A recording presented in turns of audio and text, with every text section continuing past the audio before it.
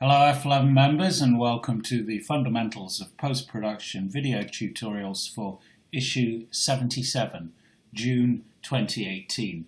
On the screen in front of you, you see a picture shot just a week ago in mid-April up in the Derbyshire Peak District at dawn on a shoot with F11 member and subject of our spotlight a month or so back, Chris Noel. And Chris introduced me to this location, and we were rewarded with some beautiful light. As you can see, a lovely millstone and foreground interest in the picture here, and the very first light of day, the very first direct sunlight, very subtly picking up on the rocks here in the foreground. So that's the finished product. The image is that I've worked on. Let's go back then. I'm going to take you into Lightroom and let's start with looking at the raw image straight out of the camera. Here it is. And all that's happened is it's been imported into Lightroom and I've put the caption information in. So let's start working through the processing on this picture. And as always, I think it's best before we wade in to just consider what needs to be done. I see two identifiable different sections to this picture. The foreground, roughly following the diagonal edge of the Kerber edge itself here, and the distance, and both will need different treatment to bring out the best in the picture. And so what I'm going to do is work on the foreground, export that and open it up in Photoshop, and then do the same for the background and the sky, and then bring them together in Photoshop subsequently.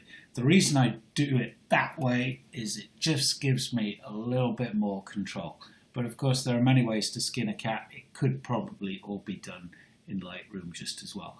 But let's do it that way. So let's get started. I'll go into the develop module, and so I'm ignoring the sky and the background and I'm just looking at my foreground, and as usual I'm going to start by addressing the issue of black and white points.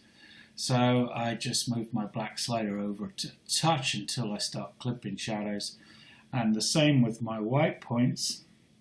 How far can I afford to go before I start clipping highlights?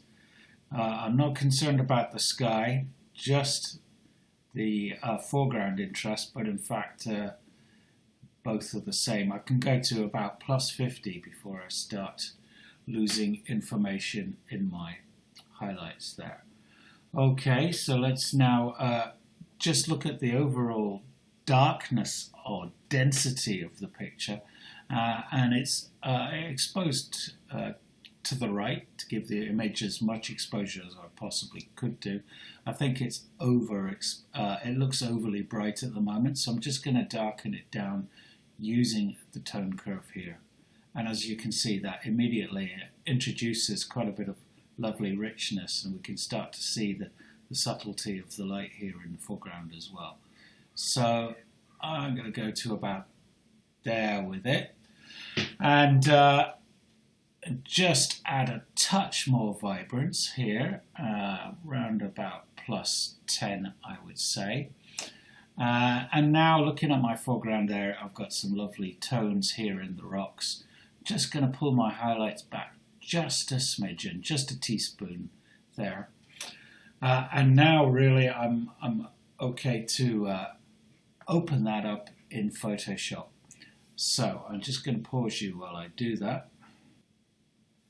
So there's the image open in Photoshop. I'm just going to go back into Lightroom now, and I'm now going to address my attention to the valley and the sky in this image. Now the thing is, I'm going to use, there's a bit of distance haze, a bit of mist lingering down in the valley there. Go back into develop module, and I want to apply a touch of the dehaze adjustment tool to that area of the image. The reason I'm doing it this way, i.e. with two different conversions of the same image, is that if I apply the dehazer to the image to all of the image. I really don't want its effects to take any kind of have any impact on my foreground. You can see what the dehaze does. Gives a bit of bottle to the distance there. Takes a little bit of that, puts contrast in. But I don't want that effect on my foreground. So that's the reason I'm doing the processing this way. Okay, now the first thing, before I address that though, let's just look at the black and white points for the actual distance element of this picture. So hold down the Alt key and just go back to my black sliders, and I'm ignoring the black clipping that takes place in the foreground, and it's only in the background that I'm concerned about it. Okay, so I can go round about to minus 40-ish there, and I'm going to come to my now to my dehaze slider here and put in a touch of dehazer, and as you can see, the effect of it is that it takes out the haze. Now we don't want to take it all out. It's easy to go too far because it will look unnatural if I do that, so just a touch really. I'm thinking round about plus 40 there. That's done a nice job, but the trouble is the dehazer can easily make the colours look a bit treacly. So I'm going to come back to my vibrance slider here and pull back on the vibrance and take it right down to naught actually there. And now I'm going to just use a grad tool here, and I'm going to hold down the shift key and apply a grad here, and of course I can move it around as I want, and I just want to darken down the top part of this image a touch there. So I'm going to pull back my exposure here. I don't want to go too far, of course. I'd say round about that is looking good.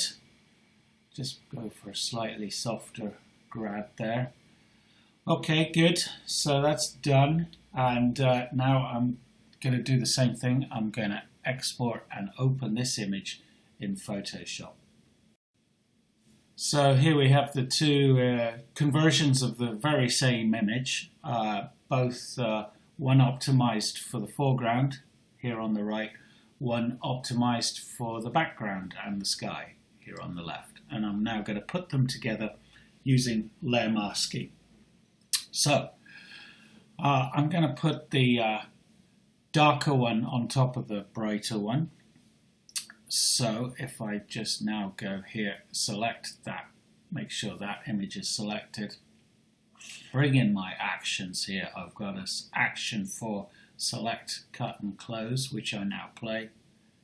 That's selected all of that image, cut it and closed it, and now I'm going to paste it on top of the other. And now if I move my actions out and move my layer window in, here we go, you can see I have now the darker layer on top of the brighter layer. So let's just go up in size a touch here. And so what I'm going to do is now apply a layer mask so that I can see which will effectively allow me to see the part of the darker image on top that I want and the part of the brighter image below that I want. So the first thing I do is bring in my tools here, and I'm going to use my lasso tool, and I'm just going to select, no, not belay that, go back. I'm going to make a selection based on the bit of the darker top layer I want to see, just to reacquaint myself with what I want to see. I would say a line somewhere along here is going to be about right. The beauty of doing it this way, of course, layer masking, is I can always refine that selection subsequently. So let's just make a rough selection along something like here. I don't need to be too accurate because we're going to feather this selection.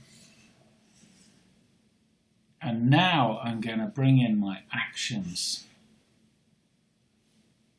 tab again, and I've made these actions to apply layer masks with differing feathering edges, i.e. increasingly hard at the top and softer edges at the bottom. I want a fairly soft edge to this selection, a nice gradation so that the two will blend into each other without any kind of visible line. So I'm going to go for a 500 pixel edge to this selection and see how that looks. I can always go back and refine it should I want to. So play that. Now what that's done, move my actions out of the way again, and it's applied a layer mask. So that top layer where it's white, I can see the darker layer, and where it's black it's hidden, allowing me to see the brighter layer below. And actually it's done a really nice job of merging those two together without any kind of visible gradation. And I could of course come now and choose to refine the edge of that selection using the brush tool, but really I think it's done a great job. I'm very pleased with that. It looks natural, and it's just an illustration of how flexible this technique is and how useful it is.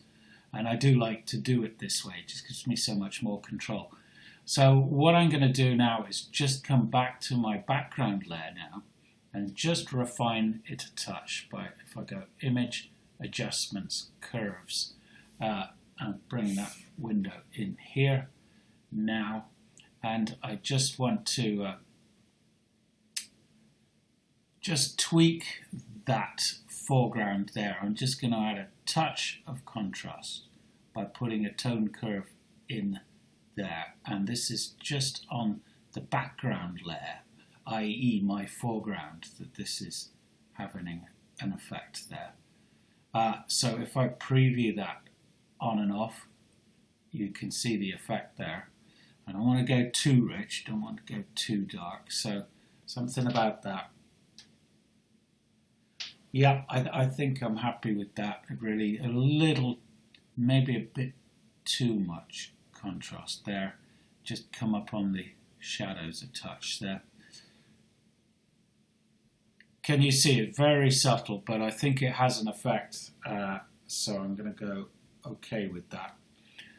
And now just thinking though here, this stone here, which is catching that first morning sunlight so beautifully, I'm just going to highlight the layer mask on the top, come to my paintbrush here, adjust the size of my brush down. I can use the square brackets on my keyboard, or because I'm using a graphics tablet, I can do that with one touch of a finger now. Adjust my opacity, it's at 12%, so it's very minimal. And I'm just going to paint through on this area, which will show a bit of the darker layer below, which will just enable me to bring a touch of density into that area of brightly lit rock, just emphasizing a touch, that lovely golden light on that rock there. Now I'm doing it at 12% opacity, so the effect is very, very minimal. You may not even see it really here, but subtlety is the key here. Just do it on this bright area of rock as well here. And I'm pretty pleased now with that foreground. Let's just look at the background layer, sorry, the top layer, the sky and the distance there. Excuse me. I think I can afford to just tweak, just make that slightly denser there. So come in, adjustments, curves again, and I'm just going to pull back the density a touch on the background, on the top layer, which is the distance and the sky in the landscape. Preview that. I think that's done a good job. Click on OK now, and really I think technically I'm very and creatively happy with this picture. I just need to now flatten it. Come in here, I've got an action to do that as well. Flatten, play that. If I look now here, we're down to one layer. So if I zoom in on this image, you can see down in the bottom here is doing a bit of road work. So we've got a portaloo. Not many landscapes are benefited by the inclusion of a portaloo, so I'm going to opt to take this one out, and I've used the healing brush here, and I'm using the spot healing brush, and I've got content aware selected up the top there now. Again, I can adjust the size of my brush, and I'm just going to take out the portaloo and these odd bits of builder's stuff here, which is a bit of a distraction. Now I'm going to leave that little hut in there. I think that's fine. Take out as, if in doubt, do nothing. You can get very obsessive with taking stuff out. Here there's a few distractions. Just zoom in a touch more. Get rid of my layers tab. And let's take these bits out. The advantage of using a graphics tablet, by the way, is you can be so much more precise about your selections and your brushes. It's quicker, you get used to using it, and actually it's pressure sensitive, so I can actually increase the size of my selection by pressure as well as using the adjustments tools. So, it's really quite flexible. So let's now just zoom out, and there we go. There's the picture. So well pleased with that shot, and hope all of that made sense. We've done it before, and we'll do it again, I'm sure, but every picture is different. Every picture needs a different approach.